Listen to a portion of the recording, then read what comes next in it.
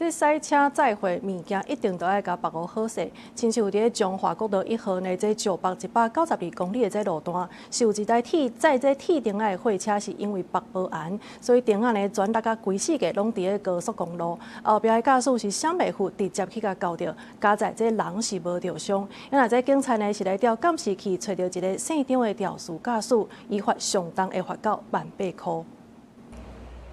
原本好好的车链刷破链，规粒拢是铁钉仔。中华国道1号上北192公里的路段，拜一的时有一台货车载铁钉仔，因为北无安，钉仔就安尼落伫高速公路后壁的驾驶袂护闪，直接交过去。彰化国一要接国三的匝道的时候，突然前方有一台蓝色的大卡车，它车上就掉落了几箱的铁钉下来。那因为在转弯的地方，一时间看到也来不及。 拨到那个钉子掉落啊，可能没有注意到吧，